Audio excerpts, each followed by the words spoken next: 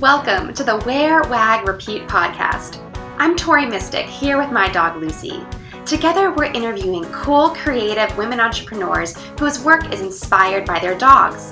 Do you dream of working alongside your dog? Then sit, stay, and listen to the latest episode. On this episode, you'll learn about the diverse background that led this woman to create a dog accessories boutique. Hear how she scaled her business through outsourcing and online tools, and meet her doodle pups that are by her side through it all. Who run the world? Dogs. Inspired by owner Jeannie North's two doodles, Ripley Rue is a girl-owned dog accessories boutique with a loud and colorful personality. All products are handcrafted in the U.S. by the R&R team and other talented makers nationwide. Hey, Jeannie. Hi, Tori. How are you? I'm doing fantastic. Thanks for having me. Yeah, I'm so excited, and I just love your whole personality of your brand and everything, and I can't wait to learn all about it. Yay. So how did you get started with Ripley Rue? Tell us about like the kinds of products that you carry and how you even came up with the idea. Sure. So originally started, my main product was bandanas. But I wanted to learn how to sew a couple years ago. That was like one of those trades I never learned how to do. You know, my parents did. And so it was something I wanted to learn to do. I was actually in the midst of a design agency with my husband. We were doing that. And I wanted a little break time for me.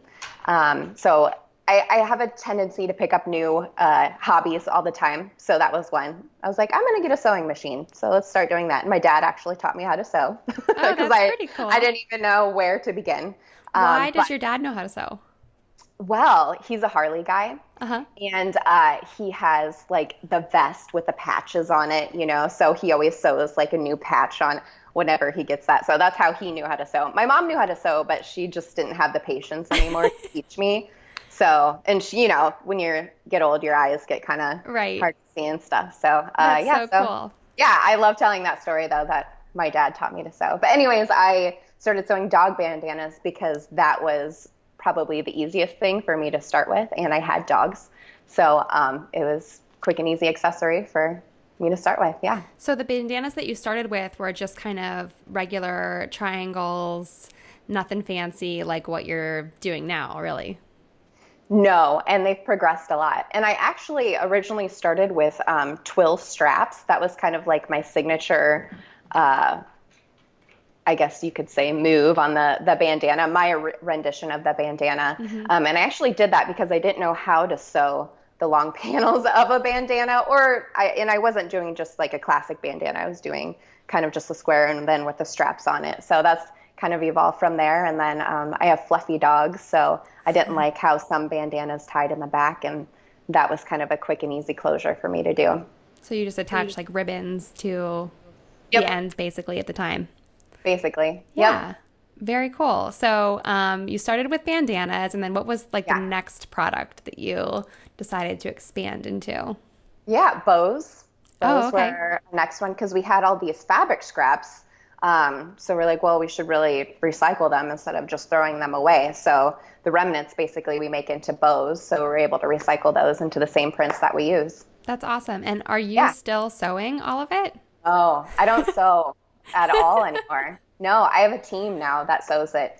So back in February, I think, is when I hired them because Christmas, it was just like, boom, like I couldn't keep up with orders anymore. So it's like, I really need to find someone to help me with this. So yeah, it just happened. I hooked up with another gal that she has like a sewing incubator is what it's called. But basically she's awesome. She's in the tech world and the textile world. And she happened to start up this project that she wanted to employ like stay-at-home moms basically that didn't really have anything to do. So she hires them in her little sew studio, and then they sew for different people, and I'm one of their main companies that they sew for. Oh, wow, that's so interesting. How many people are there working on your products? Usually about 3 people during the week. That's so cool. And then maybe during the holidays it ramps up or something. Probably more. Yeah, we're preparing for that now, so yeah. Was last year your first holiday season in business? Yes. Oh, Yes, that wow. was my very first one. So what was that like? What did you learn going through that craziness? Probably just to prep a little bit more instead of, most of our orders are made to order basically, and they already take a long time, even with a team, just because we don't get to prep everything before. But now we're just kind of starting to prep and me getting the designs. So I design everything still, and then I send it down to them, all the text or the textile specs, and they do that. So we're just preparing a little bit more. But really, I don't know if you can for Christmas, and you just don't know how it's going to go. So, Right. But you've had yeah. like a little bit of time. Maybe you know what patterns people lean towards or Yes. something Yes. like that. There are prominent products that people like more of. So keep And more stock of that. you guys do a lot of personalization, right? Yes. Yep. So that you can't really work in advance on. No, we can make the bandanas ahead of time and the hoodies, but just printing the names on them and everything that comes later. So I used to have a couple of different Etsy shops, and anything I did personalize for, people love. But my personalized bandanas are probably the most popular for sure. And I just came out with the hoodies just like a month or two ago. So those are just starting to kind of get more following. Very cool. So, okay, so I'm interested that you had Etsy shops before. Tell us like Yeah. what all have you done? You seem to have an interesting background. So, what did you do before you were a dog mompreneur? Yeah. Well, my first business was making hula hoops. I was a designer hula hoop maker. I used to live in California, just south of San Francisco, in Pacifica. It was like a beach town, and I started making hula hoops because it was kind of a trend then. But we just like to go to the beach and hula hoop, which sounds really cheesy. But yeah, I would sell those on Etsy. I've also had a design and print store on there where I do anniversary prints for people with their photo and their lyrics and like to their first song and overlay that and things like that. So design stuff. And then my husband and I, like I said, we had a design agency where we did web development and graphic design too. Oh, very cool. Yeah, so you have a very distinctive visual identity for Ripley and Rue, I think. It's like really bright and colorful. So did your husband and you kind of do that all together? Did you do it all on your own? What was the inspiration? Because it's like a rainbow explosion and it's so fun. Good. Yeah, that's my goal, to always be very bright and colorful. So you can make the distinction between me and another shop because there's so many shops now. Yes. Like when I started, maybe there was only a handful and now there's tons. So yeah, I definitely want my brand to stand out. But no, I worked on all of that myself. My husband, whenever I get this idea, he's like, all right, you go for it. Yeah, I love your logo and everything. It's really cool. Thank you. Thanks. And then have I spotted, I'm not sure, maybe this is wrong, but do you have a mobile boutique? Yes. Yeah, that was my big idea for the summer. It's called a mobile patique. Of course. Yeah, fun. But yeah, I ended up getting a trailer this summer, and then we got it wrapped, and that's what I take to events with me. I wanted to go to cities kind of around, but we're going to have to wait till next year because it was just too busy for the online side for me to get out more. So. Yeah, that's a big undertaking. So is it like a little van that you can drive, or is it a trailer? What is it? Yeah, it's a cargo trailer. Okay. So pretty much decked it out, and it has an awning on it, and then you can open it up, and that has like shelving and hangers and all that, and then I bring racks in front of it too. So it's kind of a fun shopping experience. Yeah, it's so fun, and especially because you have stuff for dogs and for dog moms. So I do, yeah. What kind of events have you been taking the mobile patique to? Well, pretty much local events. I actually I actually host a lot of the events in Omaha too. I think you followed me on Instagram on omaha.dog, but that's actually while I was doing my design agency, I actually had a startup with my best friend, and it was called omaha.dog, and we listed dog-friendly businesses and events in Omaha, and then we were going to go nationally, but we ended up getting burnt out because we were doing community and online and trying to get fundraising for the company, and we got burnt out. But yeah, so I was also doing that as well. So when you had the Omaha Dog and you guys were organizing events in Omaha, is that when you kind of got the idea to have the mobile boutique? Yeah. So we had done tons of events. We do Growloween and like pop-up dog parks and things like that. But yeah, I saw an opportunity. I brought Ripley and Rue a couple times to them. And it was just kind of a hassle to bring all of your stuff and pop up the table and bring all of your product every time. So then it was helpful just to have the trailer. One of my best friends has a mobile fashion boutique here. And hers is an actual like truck. And she just like pulls up to an event and she's ready. And I'm like, man, I wish I could do that, because I like spend, hours loading my car up with product and then getting it all out and everything. So the trailer is much easier, definitely. Yeah, I think that's so awesome, because we do have fashion trucks, mobile fashion trucks here in Pittsburgh also, but I'm way more inclined to buy things for Lucy than to buy things for myself. So I would love if we had a mobile dog boutique. That would be awesome. Mm-hmm. So when someone comes up to your mobile boutique, what is like the first thing they always grab or that makes them smile? Because you have some really cute sayings on everything. Yeah, definitely the dog bandanas, my signature ones with all their fun sayings on it. People really like, in Omaha specifically, like the human apparel though, like my dog mom shirts and dog mom hats, and so they love that. But yeah, probably the funny sayings on the bandanas catch people kind of off guard, and I have some risque ones too. Right. Like you kind of pointed out. So yeah, I know. I love So some of them, of course, you have like your signature saying, which is "Who run the world?" Dogs, which is Beyonce inspired. Dog mom AF, and then throw the effing ball, but it's spelled out, but I don't want my podcast to be labeled as explicit, so we'll just abbreviate it. So those are like kind of edgy sayings to put on your dog bandana or to wear out. So do you think people like kind of the more fun, edgy sayings rather than there's a lot of stuff that's very heartfelt, but it's maybe like not as edgy as like a young dog mom really wants to wear? Right.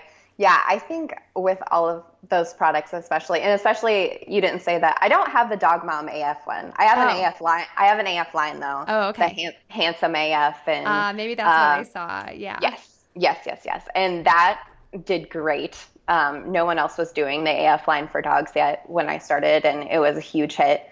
But also I can't have kids, my dog is allergic, was huge. These products like catch people off guard, and you always have like a conversation piece with them. So I think that's what people like. And then also for the gram, for Instagram. Oh, yeah. There's this card that I saw. I love looking at like little cards at little gift shops and things like that. And there's this one that I made my sister buy because I had like buyer's remorse as soon as I left the store. And it said, "I'm thinking of having a child, but I'm not sure which breed is best for my apartment." And that totally reminds me of your shirt. Yep. People would, like, my husband and I don't have kids. We have our 2 dogs. So people would always ask us, when are you having kids? I'm like, yeah, probably not. And so that's where that shirt was inspired from. Yeah. Well, I'm sure there's a lot of people that can relate. Yes, definitely. Yeah. So you seem to be like really up for new experiences with the dogs and taking chances and things like that. Have you guys gone on any fun trips or done any adventures with Ripley and Rue that really stand out as being awesome? We haven't taken too many. Well, actually, I take this back. We did take a cross-country trip with them when Ripley was young, and we went to California because that's where my husband's family is. But he lives just south of Tahoe. But anyways, it was a very long drive during Christmas, and thank goodness we're going there this year, but we're not driving. That's like a 24-hour drive. But anyway, so one year we went, and this was 2 years ago, and we actually got stuck on on Donner's Pass, which, the story of the Donner Pass. But we got stuck up there for 8 hours, and it was funny because we had no food or anything. We're like, oh no, the dogs. But anyways, it was fun. Yeah, they were like freaking out in the car. They're like, okay, it's time to leave. It's time to leave. But besides that, no, I think when we first had Rue, we went up to Colorado, and I had heard Colorado was a really dog-friendly place.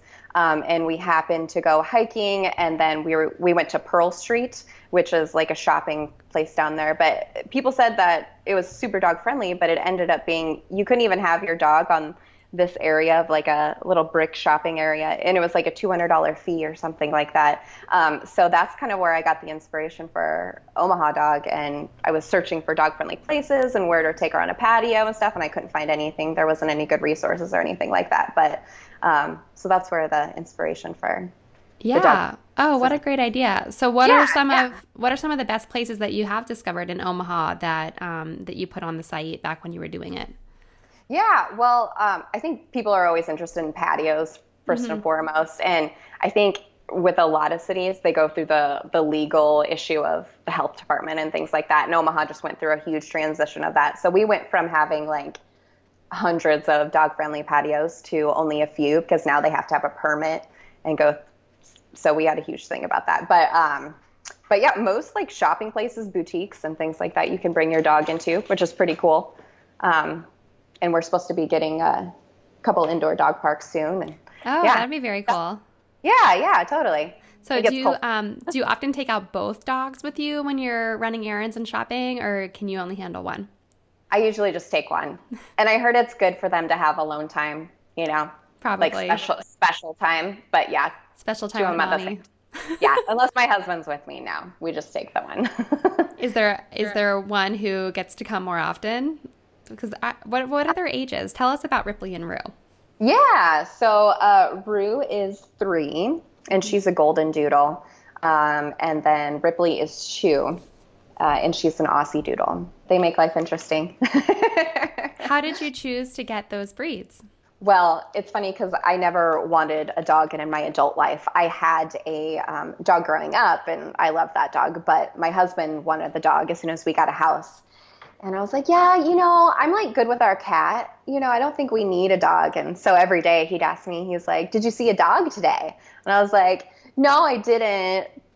And that was the way from him to like subliminally say we need to get a dog. But anyways, I ended up seeing a friend of mine had a golden doodle. And I just thought it was probably the cutest dog I had ever seen. So I was like, okay, let's get this one. Yeah, because they're like little Muppets. They're so cute. Are. Yeah. They're pretty adorable. That's so funny. So you've not been like a crazy dog mom for years. This is kind of a recent thing. It is, yeah. Yeah, so, I was actually a cat person, so crazy. So what have you discovered about the crazy dog mom community that surprised you, if anything? I guess I probably more surprised myself how much I really, care about my dogs. Like, it actually gives me anxiety to leave them with someone else or be away from them for a certain amount of time, which sounds crazy, but I think to a dog mom, they can relate. So I can totally relate. Yeah. I mean, I work from home, and I guess you do too, right? Yep. Yeah. Yeah. So you're with them like all the time, and you guys spend just hours together, and it's just nice to have their company. Totally. Yep. I couldn't imagine the workday without them. So do you guys have like a daily routine that the dogs make you stick to? We definitely go on our daily walk, and that's good for me, especially when you're working from home. You kind of get like stuck in that working, and maybe sometimes you don't leave your pajamas, So that really helps me get up for a routine to go take them for a walk. Other than that, no. I mean, we hang out in the backyard for a little bit too, take breaks. We don't have like daycare or anything like that. But, yeah. Well, at 5 p.m. exactly every single day, Lucy comes to me to get her dinner. She knows exactly when it's 5 p.m. Oh, okay. So really? Yeah. So if I'm doing, no matter what I'm doing, she is on it. That's good. I feel like they think it's 5 probably like 4 times a day. So they'll go over to their bowl. They're like, is it time? I'm like, no, it's not. Still have to wait. Yeah. So day in and day out, what kind of work are you doing to keep Ripley and Rue up and running? Are you like coming up with new sayings or new products, or is it a lot of technical stuff like keeping the website up and running? What's the majority of your time spent on? Yeah, all of that. All of that. like I said, I don't sew anymore, but just because I don't sew doesn't mean there's a lot to do. There's so much to do. I basically do all my admin, my accounting, of course, the designs, and that's just kind of comes whenever I have time. I love to come up with new designs all the time, but then I also ship all the orders and I print on them. And customer service and talking with our customers, and Instagram is, you wouldn't think Instagram would take a long time, but it actually takes up a good chunk of my day, posting stories and communicating with people. So but pretty much all that. I need an assistant for sure. One that doesn't have 4 legs. Yeah. So when you're spending time on Instagram, you mentioned stories. Like, what kind of stuff do you post on stories that seems to get a great reaction from people? I like to show me working, me doing the designs and creating and things like that. I think people enjoy seeing where the product comes from, and I think they relate to me more too. I try to show a Ripley Rue and I sometimes too, so they can see who the women are behind the company. But I guess I don't have a set story. I just kind of do what I feel people would want to see, Yeah, just play around and have fun with it. Yeah. Because your brand's all about having fun, so totally. Makes sense. It's what we do all the time. So what other kind of tools do you use to keep your business running? Because you are like a one-woman show, other than, you have the sewers who are making things, but to keep track of your website and your accounting and marketing and just content calendars, like what kind of online tools, or maybe not online, do you use to keep track of it all and make it work? Yeah. Well, for website is Shopify, which is great because it pretty much integrates into everything now. Facebook, Instagram, and my accounting, and then I use QuickBooks for accounting. And then for Instagram, I actually use Later, which is a really cool tool that you can schedule your posts and then also lay them out. So if you wanted to arrange them to see how to make a pretty feed, then you can schedule and lay out your posts like that. So I really enjoy that tool. Yeah, I've played around with that. I'm on their email list, and they send out really great tips and tricks that you don't have to have their service to always use. I just yesterday, I downloaded 2 new editing apps that they recommended. One of them was called Overlay, and you can put really pretty text over top of your photos. Cool. Just within this app. So there's just an endless variety of things. There is, and there's so many design things too, but I use Photoshop and Illustrator. That's just my design background, so I just go back to the classic tools, but there are a lot of great apps out there too, for sure. Yeah. That's great that you have such a diverse background of making things and graphic design. It seems like you sort of have your finger on the pulse on everything. Yeah, well, thank you. I mean, there's definitely some weak points that I got, but yeah, thank you. Yeah, well, I mean, I think you do a great job. So where do you look to for inspiration to come up with all of your fun sayings? Because Who Run the World Dogs is just so simple, and when you see it, you're like, why didn't I think of that? So where do you look for these things, or does it just come to you in a dream or while you're watching TV or something? Yeah, actually, well, that's kind of half of it.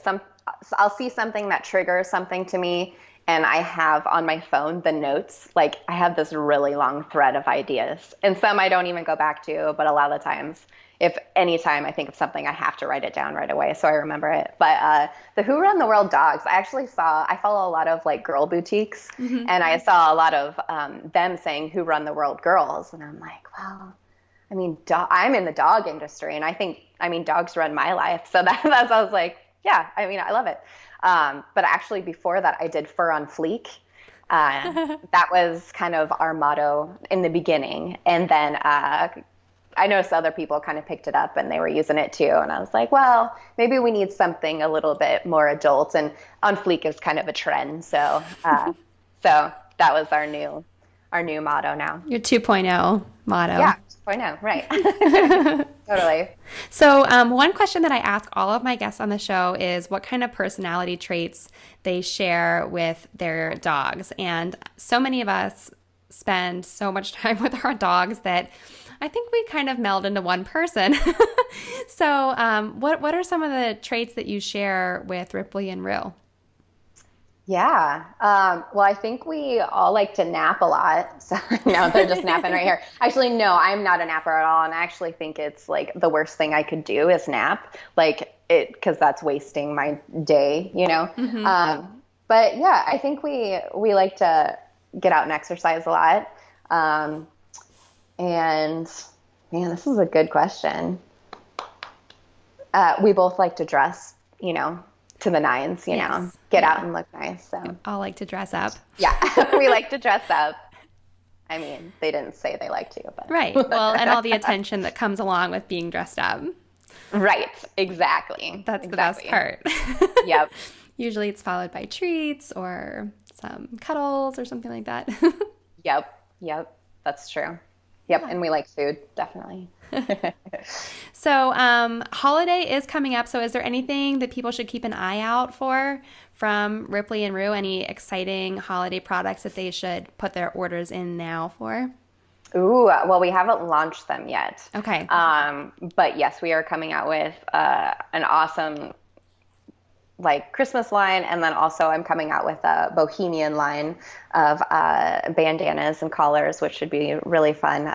But yeah, we're always working on something. We have new releases all the time. So yeah, just check our Instagram. That's where we post most of our stuff. So tell everyone what your Instagram handle is and the website and the best way to find you.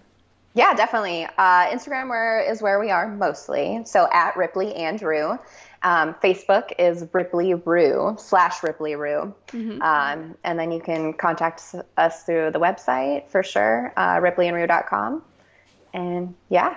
Yeah. And if anyone's in the Omaha area, they can look up for a little pop-up shop somewhere. Yes. We don't have an actual storefront, but can definitely catch us on a couple holiday boutiques. So. Very, very fun. Well, thank you so much for sharing some time with us and telling us about the story of your brand. It was awesome to hear about it, and I'm sure it's inspired some other dog moms out there too. Yeah, definitely. Thanks for having me. Yeah. Thank you for listening to the Wear, Wag, Repeat podcast. You can fetch show notes for this episode at wearwagrepeat.com. If you like what you hear, please subscribe so you don't miss an episode. And until next time, Lucy and I will see you around the dog park.